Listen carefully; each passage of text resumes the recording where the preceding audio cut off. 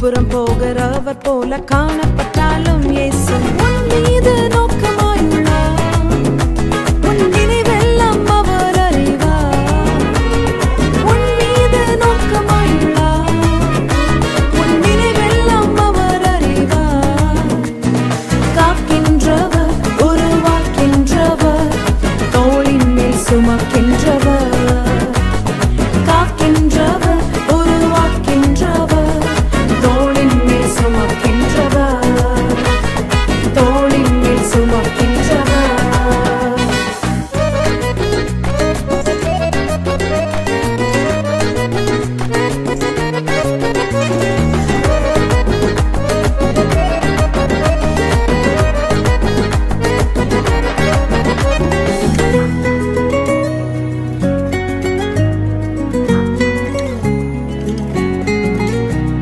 மோரியாவில் ஆபிரகாமை அவர் காணாதவர் போல் இருந்தார். மோரியாவில் ஆபிரகாமை அவர் காணாதவர் போல் இருந்தார். ஈசாக்குக்கு மறுவாழ்வு அளித்து பாலூதி பெருகச் செய்தார். ஈசாக்குக்கு மறுவாழ்வு அளித்து பாலூதி பெருகச் செய்தார். அப்புறம் போகிறவர் போல காணப்பட்டாலும் இயேசு. அப்புறம் போகிறவர் போல காணப்பட்டாலும் இயேசு உன் மீது நோக்கமாயுள்ளார். உன் நினைவெல்லாம் அவர் அறிவார். உன் மீது நோக்கமாயுள்ளார். உன் நினைவெல்லாம் அவர் அறிவார். காக்கின்றவர், உருவாக்கின்றவர், தோளின் மேல் சுமக்கின்றவர். காக்கின்றவர், உருவாக்கின்றவர், தோளின் மேல் சுமக்கின்றவர். தோளின் மேல் சுமக்கின்றவர். ஹல்லேலூயா. நான் பிழைத்திருந்து கர்த்தருடைய செய்கைகளை விவரிப்பேன். ஆமென்.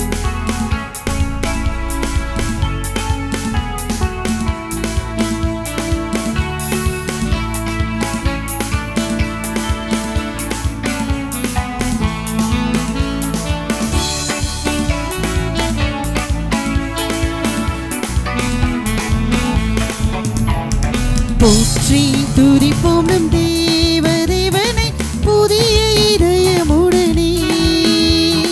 போற்றி துதிப்போம் நம் தேவனை இதயமுடனே. நேற்றும் இன்றும் என்றும் மாறா இயேசுவை நாம் என்றும் பாடி துதிப்போம். நேற்றும் இன்றும் என்றும் என்றும் பாடி துதிப்போம். நல்ல கரங்களை தட்டி இயேசு என்னும் நாமமே நாமமே என் ஆத்துமாவின் கீதமே கீதமே. இயேசு என்னும் நாமமே நாமமே என் ஆத்துமாவின் கீதமே கீதமே. என் இயேசுவை நான் என்றும் ஏற்றி மகிழ். எவ்வளவு பெரிய சந்தோஷம் அல்லவா? வைனானின்று மேற்றி மகிழ்ந்திடுவே. கூற பயங்கரமான புயலில் கொடியலையின் மத்தியில். கூற பயங்கரமான புயலில் மத்தியில். காக்கும் கரம் கொண்டு மார்பில் சேர்த்தனை அன்பை என்றும் கார். அவர் எவ்வளவு நல்ல தகப்பன் அல்லவா? நம்முடைய காக்கும் கரத்தை கொண்டு நம்மை பாதுகாத்தவர் அல்லவா? இயேசு என்னும் நாமமே நாமமே என் ஆத்துமாவின் கீதமே கீதமே. இயேசு என்னும் நாமமே நாமமே என் ஆத்துமாவின் கீதமே கீதமே. இன்று இயேசுவை நான் என்றும் ஏற்றி மகிழ்ந்திடு. சந்தோஷத்தோடு இயேசுவை நான் என்றும் ஏற்றி மகிழ்ந்திடுவேன். இயேசு என்னும் நாமமே இயேசு என்னும் நாமமே நாமமே என் ஆத்துமாவின் கீழ். அவருடைய நாமத்தை சொல்ல சொல்ல அற்புதம். ஆமென். என் ஆத்துமாவின் கீதமே கீதமே. என் இயேசுவை நான் என்றுமே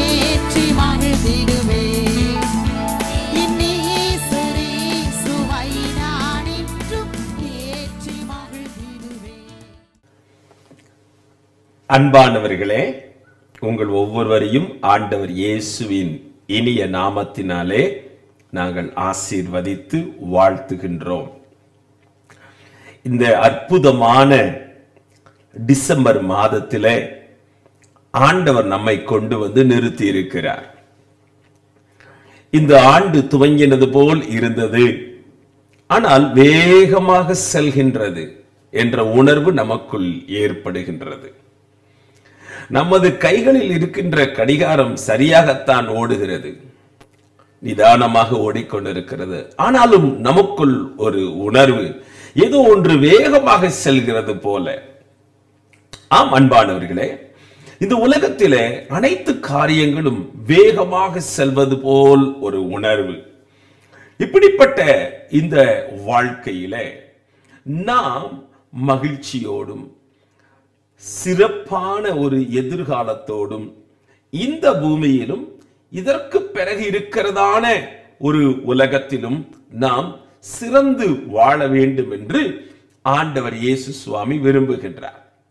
இந்த உலகத்திற்கு தேவையான எல்லா திட்டங்களும் நம்முடைய கைகளிலே இருக்கின்றன.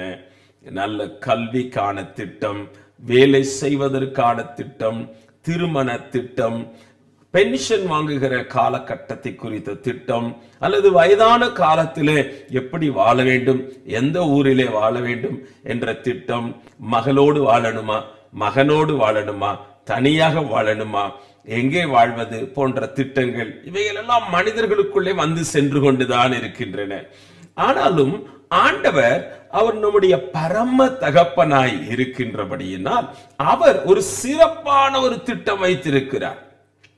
இந்த திட்டத்திற்கெல்லாம் நாம் சில வழிகளை நாம் எடுக்கின்றோம், சில பாதைகளின் வழியாக செல்கின்றோம், சில முடிவுகளை எடுக்கின்றோம். ஆனால் தேவன் தனது திட்டத்தை நம்முடைய வாழ்க்கையிலே வெளிப்படுத்துவதற்காக அவர் சில வழிகளை, ஆலோசனைகளை நமக்கு கற்றுக் கொடுக்கின்றார். இங்கே பரிசுத்த வேதாகமத்தை ஒருவேளை உங்க கைகளில், உங்க வீடுகளில் நீங்கள் வைத்திருப்பீர்கள் என்றால் தயவு செய்து என்னோடு கூட நீங்களும் உங்கள் பைபிளை எடுத்துக்கொள்ளுங்கள். 119வது சங்கீதம். இந்த சங்கீதத்தை எழுதின சங்கீதக்காரன் வாழ்க்கையிலே அநேக வழிகளை கண்டவர், அநேக பாதைகள் வழியாக சென்றவர். மேடுகள், பள்ளங்கள், வாழ்க்கையின் அனுபவங்கள் எல்லாம் கண்ட ஒரு மனிதன், ஒரு மிகப்பெரிய ஒரு யுத்த வீரன், ஒரு ராஜா. அவனுக்கு கீழே அநேக காரியங்கள் இருந்தன. ஆனாலும் அவன் சில காரியங்களை நமக்கு ஞானமாய் ஆலோசனை கொடுக்கிறார். உங்களுக்காக அந்த வேத பகுதியை நான் வாசிக்கின்றேன். அவன் ஒரு ஜெபமாக ஆண்டவரிடத்தில் கேட்கின்றான். என்ன ஜெபம் தெரியுமா? 119ஆம் சங்கீதம் 29வது வசனம், 30வது வசனம். பொய் வழியை என்னை விட்டு விலக்கி உம்முடைய வேதத்தை எனக்கு அருள் செய்யும். ஆண்டவரே, பொய் வழியை என்னை விட்டு விலக்கி உம்முடைய வேதத்தை எனக்கு அருள் செய்யும். Psalm number 119 verse 29. Put false ways far from me and graciously teach me your law. ஆண்டவரே, பொய்யான வழிகள், இது ஒரு அற்புதமான ஒரு ஜெபம். ஏனென்றால் இந்த பூமியிலே தவறான வழிகள், பொய்யான வழிகள், இருளான வழிகள், அந்தகாரம் நிறைந்த வழிகள், வேதனை உண்டாக்குகிற வழிகள், எத்தனையோ விதமான வழிகள். இதிலும் நல்ல வழிகள், மகிழ்ச்சியின் வழிகள், சந்தோஷமான வழிகள், நித்திய ஜீவனுக்கான வழிகள் என்றெல்லாம் நாம் பார்த்து கேட்டு அறிந்திருக்கிறோம். இங்கே இந்த மனிதனுடைய ஜெபத்தை பாருங்கள். என் வார்த்தையை கவனித்துக் கொண்டிருக்கிற பெரியவர்களே, தாய்மார்களே, அன்பு தம்பி, தங்கச்சி, அம்மா, கவனியுங்க. இந்த ஜெபத்தை சற்று ஆழ்ந்து பாருங்க. பொய் வழி எனக்கு வேண்டாம் சுவாமி, நீதிமொழிகளின் புஸ்தகம் நீங்கள் வாசிப்பீர்கள் என்றால் 16ஆம் அதிகாரத்தை உங்கள் கைகளிலே உங்கள் பைபிள் இருக்கும் என்றால் நீங்கள் திருப்பிக் கொள்ளுங்கள். 16ஆம் அதிகாரத்தினுடைய சில வசனங்களை நான் உங்களுக்காக வாசிக்கின்றேன். ஒருவேளை பைபிள் கைகளிலே இல்லாவிட்டாலும் நான் வாசிக்கின்ற வசனத்தை கேளுங்கள். 2ஆம் வசனம், மனுஷனுடைய வழிகள் எல்லாம் அவன் பார்வைக்கு சுத்தமானவைகள், கர்த்தரோ ஆவிகளை நிறுத்து பார்க்கிறார். All the ways of a man are pure in his own eyes, but the Lord weighs the spirit. மனுஷனுடைய வழிகள் எல்லாம் மனுஷனுடைய பார்வைக்கு சுத்தமா இருக்கான். நம்ம சொல்கிறோம்ல, நான் போற வழி எனக்கு தெரியும்பா, என்னை விடுங்க, தொந்தரவு செய்யாதீங்க, எனக்கு அறிவு இருக்கு, எனக்கு எல்லாம் தெரியும், என்னால பார்த்து கொள்ள முடியும், நான் செய்கிறது உங்களுக்கு இப்பொழுது புரியாது, பிற்காலத்தில் தான் என்னை நீங்க புரிந்து கொள்வீங்க. என்ன வழிங்க? மனுஷனுடைய வழி. இன்றைக்கு இந்த வார்த்தையை கேட்டுக்கொண்டிருக்கும் பொழுது உங்கள் வீடுகளில் கூட ஒரு சிலர், நான் செய்யறது உங்களுக்கு புரியாதுங்க, நான் பேசுறது உங்களுக்கு புரியாதுங்க, நான் போற வழியை உங்களுக்கு விளக்குனா உங்களுக்கு விளங்காதுங்க என்று சொல்லி நம்மை எதையாவது ஒன்றை சொல்லி மீண்டும் மீண்டும் கன்வின்ஸ் செய்து கொண்டே இருப்பார்கள். அவர்கள் தங்களை நிரூபித்துக் கொண்டே இருப்பார்கள். மனுஷனுடைய வழி அவன் பார்வைக்கு சுத்தமா இருக்கிறது. அந்தந்த மனுஷனுடைய வழி தான் செய்கின்ற காரியத்துக்கு தன் கண்களுக்கு முன்பதாக சுத்தமா இருக்கிறது. ஆனால் கர்த்தரோ, கடவுள் ஒருவர் இருக்கிறார், ஆண்டவர் ஒருவர் இருக்கிறார், கர்த்தர் ஒருவர் இருக்கிறார். அம்மா, ஐயா, தம்பி, தங்கச்சி, மறந்துடாதீங்க, உங்க வழி, உங்க பாதை, என் இஷ்டம், ஏன் நான் விருப்பத்துக்கு நான் வாழ்றேன், என் வழி, நான் தெரிந்து கொண்ட வழி என்று நீங்கள், இது சுத்தமான வழிதான் என்று நீங்கள் சத்தியம் பண்ணி கொண்டிருக்கிற நேரத்தில் கர்த்தர் ஒருவர் பார்க்கிறார் உங்களுடைய என்னுடைய வாழ்க்கையை, நாம் செல்லுகின்ற பாதையை, வழியை. அவர் ஆவிகளை நிறுத்து பார்க்கிறார். அதே அதிகாரத்தில் 7ஆம் வசனம், ஒருவனுடைய வழிகள் கர்த்தருக்கு பிரியமாயிருந்தால், when a man's ways please the Lord, அவனுடைய சத்துருக்களும் அவனோடு சமாதானமாகும்படி செய்வார். ஒருவனுடைய வழிகள் கடவுளுக்கு பிரியமான வழியா இருந்துச்சுன்னா, இந்த வார்த்தை கொஞ்சம் ஆச்சரியமா இருக்கு. இது நிஜமா நடக்குமா? இது இந்த வசனம் உண்மைதானான்னு ஒரு கேள்வியும் வருது. ஆனா பைபிள் ஒரு நாளும் பொய் சொல்லாது. பொய் சொல்ல ஆண்டவர் ஒரு மனிதர் அல்ல, பொய் உரையாத தேவன். அந்த வசனம் சொல்கிறது. இன்றைக்கு அநேக வாழ்க்கையில நம்ம ஒரு வழியா போறோங்க, ஆனா எங்க போனாலும் என்னை யாராவது வம்பிழுத்துறான். நான் நிம்மதியா ஓரமா தான் நான் போறேன், ஆனா வம்பிழுத்துக்கிட்டே இருக்கிறாங்க. கோபமா வருது, எரிச்சலா வருது. இந்த உலகமே நினைச்சு பார்த்தா வெறுப்பாக இருக்கிறது. உறவினர் சரியில்லை, நண்பர்கள் சரியில்லை, வேலை செய்கிற இடத்துல இருக்கிறவங்க சரியில்லை, சர்ச்சுக்கு போனா அங்கேயும் யாரும் சரியில்லை, யாருமே சரியில்லை, நல்லவர்களே இல்லை. நான் ஒரு ஆள் மட்டும்தான் நான் நினைக்கிறேன் இந்த உலகத்திலேயே மிக நல்லவர்னு. எங்கு பார்த்தாலும் மோசமானவர்களா இருக்கிறாங்க. திரும்பி பார்க்கிற இடத்துல எல்லாம் கெட்டவர்கள் கெட்டவர்கள், எல்லாரும் என்னை வம்பிழுக்கிறார்கள், எல்லாரும் என்னை புரிந்து கொள்ள மறுக்கிறார்கள், என்னை வெறுக்கிறார்கள். கவனிங்க, உங்க வழி சரியான வழியா இருந்துச்சுன்னா, உங்க வழி கடவுளுக்கு பிடிச்ச வழியா இருந்துச்சுன்னா, பைபிள் சொல்லுகிறது, உங்க கூட சண்டை போடுற உங்க சத்துரு, உங்க எனிமி, உங்க வேலை செய்யற இடத்துல உங்க கூட அடிக்கடி சண்டை போடுற அந்த சத்துரு, எனிமி, உங்க ஸ்கூல்ல படிக்கிற இடத்துல உங்களுக்கு அடிக்கடி டார்ச்சர் கொடுக்கிற, அல்லது உங்க கூட அடிக்கடி சண்டை போடுகிற, அல்லது உங்களை கண்டு பொறாமைப்படுகிற எதிரி, உங்கள் தெருவிலே உங்களை அடிக்கடி சண்டைக்கு வம்புக்கு இழுக்கிற அந்த எதிரி, சத்துரு, ஒருவேளை உங்க வழி சரியான வழியாக இருக்கும் என்றால், பைபிள் சொல்லுகிறது, ஆண்டவர் என்ன செய்வாராம், உங்கள் சத்துருக்களும் உங்களோடு கூட வந்து சமாதானமாகும்படி செய்வார். He'll make even his enemies to be at peace with him. Remember, brothers and sisters, when your ways please the Lord, உங்கள் வழிகள் கடவுளுக்கு பிரியமான வழியா இருக்கும் என்றால் எதிரி கூட வந்து தானாகவே வந்து சமாதானமாவாங்க. ஒருவேளை நீண்ட காலமாய் சில போராட்டம், சண்டை, தெருச்சண்டை, கொலாய் சண்டை, வீட்டு சண்டை, மாமியார் சண்டை, மருமக சண்டை, கணவன் மனைவி சண்டை, பெற்றோர் பிள்ளைங்க சண்டை, உறவுக்குள்ள சண்டை, ஊருக்குள்ள சண்டை, சபைக்குள்ள சண்டை, வீட்டுக்குள்ள சண்டை என்று வாழ்ந்து கொண்டிருக்கிறீங்களா? ஆண்டவர் சொல்லுகிறார், உங்கள் வழி சரியான வழியா இருக்கும் என்றார். கவனியுங்க ஐயா, வழி என்று சொல்லிக் கொண்டே இருக்கிறீர்கள். நான் என்னதான் செய்வது? நான் ஒரு காரியத்தை நினைத்து நானே போகிறேன் என்று சொன்னாலும் கடவுள் நிறுத்தி பார்க்கிறார் என்று சொல்லுகிறீர்கள். என் வழி சரியாக இருக்கிறது என்று எப்படி நான் அறிந்து கொள்வது?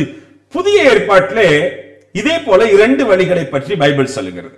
இங்கே சங்கீதக்காரன் பொய் வழி, மெய் வழி என்று சொல்லுகிறார்.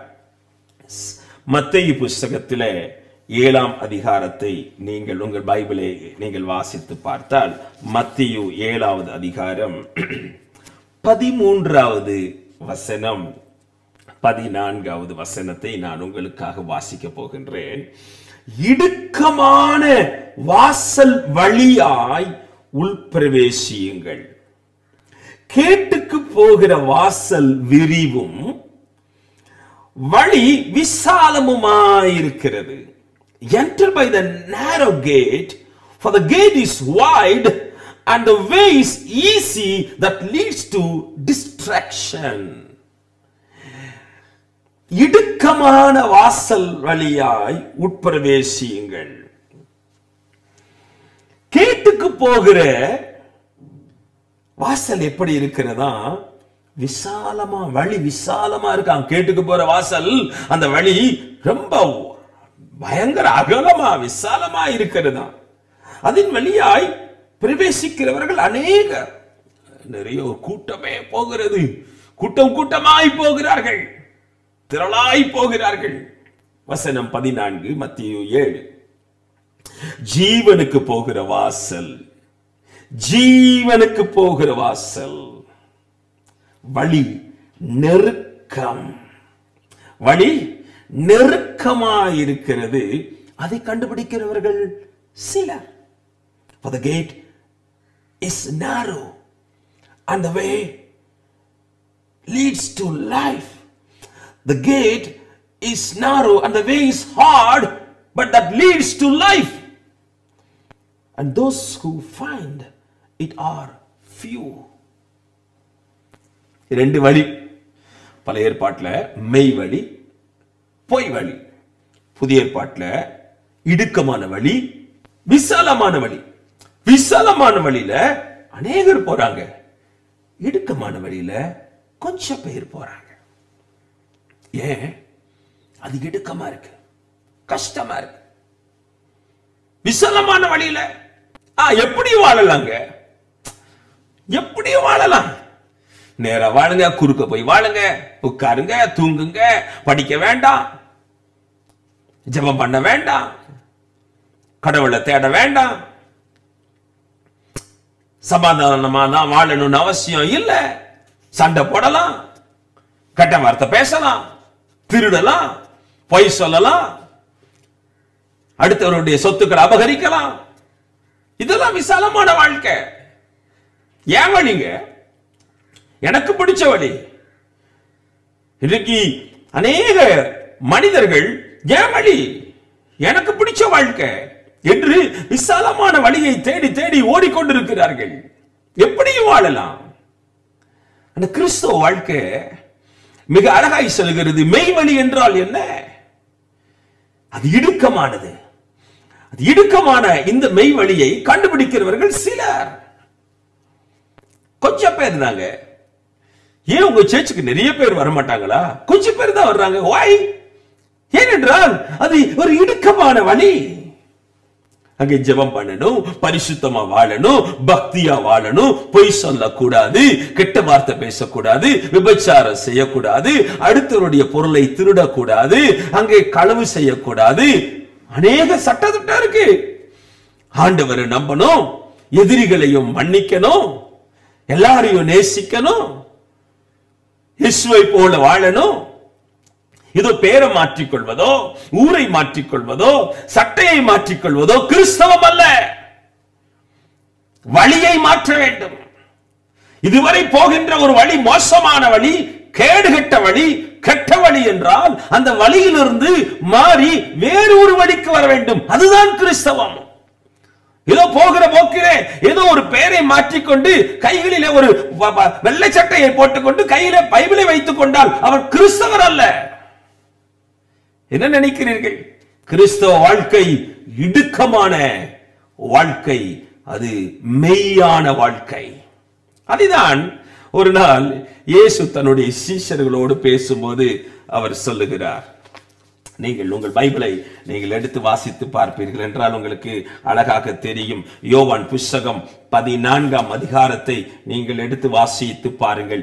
யோவான் 14வது அதிகாரத்திலே அங்கே ஆண்டவர் அழகாய் சொல்லுகிறார். சீஷர்களுக்கு சில ஆலோசனைகளை சொல்லும் பொழுது சீஷர்கள் அவர்கள் சொல்லுகிறார்கள், ஆண்டவரே, நீர் போகிற இடத்தை அறியோமே, வழியை எப்படி நாங்கள் அறிந்து கொள்வோம்? அப்பொழுது இயேசு அவர்களை பார்த்து சொல்லுகிறார், நானே வழியும் சத்தியமும் ஜீவனுமாயிருக்கிறேன். Jesus said to them, I am the way. I am the way. Amen. எந்த வழிங்க, எந்த வழிங்க, எப்படிங்க? நான் இப்படியெல்லாம் கேள்வி கேட்கும் போது இயேசு ஒரே வார்த்தையில வழி தெரியாது, வழி தெரியாது என்று சீஷர்களோட சொல்லும் பொழுது சீஷர்களுக்கு இயேசு சொன்ன பதில், I am the way. நானே வழி. என் வார்த்தையை கவனித்துக் கொண்டிருக்கிற அன்பானவர்களே, மெய்யான வழி, பொய்யான வழி, அகலமான வழி, இடுக்கமான வழி. நம்ம எதை தெரிந்து கொள்ளணுமா? நாம தெரிந்து கொள்ள வேண்டியது மெய்யான வழி. அந்த மெய்யான வழி எப்படி இருக்கிறதா? இடுக்கமாக இருக்கிறதா. அந்த வழி யாரா? இயேசு சொல்லுகிறார், நானே அந்த வழியாக இருக்கிறேன். நானே வழி, நானே சத்தியம், நானே ஜீவன். என் வார்த்தையை கேட்டுக்கொண்டிருக்கிற அன்புக்குரிய தகப்பனே, தாயே, உங்களுடைய வாழ்க்கையை விசாலமான வழியிலிருந்து எப்படி வேண்டுமென்றாலும் வாழலாம் என்ற திட்டத்திலிருந்து நீங்கள் மாற்றி ஒரு இடுக்கமான, திட்டமிட்ட, பரிசுத்தமுள்ள ஒரு வாழ்விற்கு உங்களை அர்ப்பணிப்பீர்கள் என்றால், அன்பானவர்களே, இயேசுவின் வழியிலே நீங்கள் நடக்க துவங்கி விட்டீர்கள் என்று அர்த்தம். காரணம், இயேசுவே வழி. அந்த வழி தெரியாமல் நீங்கள் அங்கலாய்ப்பீர்கள் என்றால், இயேசுவே வழியானவரே, நீர்தான் வழி என்று நான் அறிந்திருக்கிறபடியினால் உம்மிடத்தில் என் வாழ்க்கையை ஒப்புக் கொடுக்கிறேன். இது ஒரு கிறிஸ்துமஸ் சீசன், உங்களுக்கு தெரியும். இந்த நாட்களிலே ஆண்டவரே என்னை ஒப்புக் கொடுக்கிறேன் என்று சொல்லுங்கள். உங்களுக்காக நான் ஜெபிக்க போகிறேன். அன்புள்ள ஆண்டவரே, ஏதோ ஒரு வழியிலே போகிறோம், கண்டதே காட்சி, கொண்டதே கோலம் என்று தெரிந்ததை நினைத்து இப்படியோ வாழலாம் என்று வாழ்ந்து கொண்டிருக்கிறவர்களுக்கு நடுவிலே இந்த அற்புதமான நேரத்திலே அகலமான வழி அல்ல, பொய்யான வழியும் அல்ல, மெய்யான வழி இருக்கிறது. அது இடுக்கமாக இருக்கிறது. அது இயேசுவாக இருக்கிறார். இயேசுவின் வழியிலே என்ன லாபம், என்ன லாபம் என்று அநேகர் யோசிக்கும் பொழுது, நான் கஷ்டப்படுவதனால், நான் பிரார்த்தனை செய்வதனால், நான் உபவாசம் இருப்பதினால், நான் திருச்சபைக்கு செல்வதினால், நான் பரிசுத்த வேதாகமத்தை வாசிப்பதினால், நான் பொய் பேசாமல் இருப்பதினால், நான் களவு செய்யாமல் இருப்பதினால், நான் குறுக்கு வழியில் முன்னேறாமல் இருப்பதினால் எனக்கு என்ன லாபம் என்று கேட்கும் பொழுது, நித்திய வாழ்வு, நித்திய ஜீவன், மகிழ்ச்சி. ஏன்? வழி சுத்தமா இருக்கும் பொழுது. ஆண்டவரே, உம்முடைய வசனத்திலே நீர் எங்களுக்கு சொல்லிக் கொடுத்திருக்கிறீர், சத்துருக்கள் கூட சமாதானமாவார்கள். அநேக சத்துருக்களோடு போராடுகிறார்கள். இவருடைய போராட்டங்கள் எல்லாம் ஆண்டவருடைய நாமத்தினாலே மெய்யான இயேசுவின் வழிக்குள் அவர்கள் வருவதினால் சமாதானம் உண்டாவதாக. குடும்பங்களிலே சமாதானங்கள் உண்டாவதாக. வழி தெரியாமல் எந்த வழியில் போகலாம், என்ன முடிவெடுக்கலாம் என்று யோசிக்கும் பொழுது ஜீவனுமாயிருக்கிறேன் என்று சொன்ன உயிரை தருகின்ற, ஜீவனை தருகின்ற, ஜீவன் என்பது நம்பிக்கை, ஜீவன் என்பது சுகம், ஜீவன் என்பது மகிழ்ச்சி, ஜீவன் என்பது நிரந்தரம். அந்த நிரந்தரமான ஜீவனை உம்முடைய வழியிலே உம்முடைய பிள்ளைகள் ஒவ்வொருவரும் பெற்றுக் கொள்வார்களாக. ஒவ்வொரு வீடுகளுக்குள்ளும் இயேசு சுவாமி நீர் கடந்து வருவீராக. ஒவ்வொரு பெரியவர்களையும் ஆண்டவர் தொடுவீராக. ஒவ்வொரு தாய்மார்களையும் ஆண்டவர் சுகமாக்குவீராக. ஒவ்வொரு சகோதர சகோதரிகளும் தாங்கள் போகின்ற வழி சரிதானா, படிப்பது சரிதானா, வேலை செய்வது சரிதானா என்று கலங்கும் பொழுது கலங்காதே, நான் உன்னோடு இருக்கிறேன் என்று சொல்லி ஆண்டவரே இவர்களை உம்முடைய வழிக்குள்ளே கொண்டு வந்து விட்டுடுங்கப்பா. சாத்தான் ஒரு நாளும் அவனுடைய வழிக்குள்ளே எங்களை கொண்டு போய் விடாதபடி இயேசுவே உம்முடைய கரத்தை எங்களுக்கு நேர நீட்டி பிடித்து தாங்குவீராக. உதவி செய்யும் நல்ல பிதாவே, ஆமென். அன்பானவர்களே, ஆண்டவர் உங்களை ஆசீர்வதிக்கிறார். பொய் வழி வேண்டாம், அகலமான வழியும் வேண்டாம். இடுக்கமாக இருந்தாலும் அது சுத்தமாக பரிசுத்தமாக இருக்கிறபடியினால் மெய்வழி இயேசுவை பிடிச்சுக்கோங்க. நீங்க சுகமா நன்றாக இருப்பீங்க. God bless you. எங்களை தொடர்பு கொள்ளுங்கள். உங்களுக்காக நாங்கள் ஜெபிக்கிறோம். கர்த்தர் உங்களை ஆசீர்வதிப்பாராக. ஆமென்.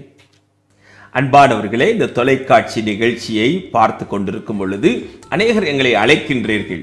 உங்களை நாங்கள் இயேசுவின் நாமத்தில் வாழ்த்துகின்றோம். கவனியுங்கள், உங்களுக்காகவே ஒவ்வொரு வெள்ளிக்கிழமைகளிலும் நாம் ஜெபிக்க துவங்கி இருக்கின்றோம். அநேகர் கடந்த நாட்களில் உங்கள் ஜெப குறிப்புகளை அனுப்பினீர்கள். பலருடைய வாழ்க்கையிலே ஆண்டவர் சுகத்தை, அற்புதத்தை செய்ய துவங்கி விட்டார். இப்பொழுது மீண்டும் செவ்வாய்க்கிழமைகளிலும் நாங்கள் விசேஷமாய் ஜெபிக்க போகிறோம். ஆகவே எங்களை தொடர்பு கொள்ளுங்கள். கர்த்தர் உங்களை ஆசீர்வதிப்பாராக. ஆமென்.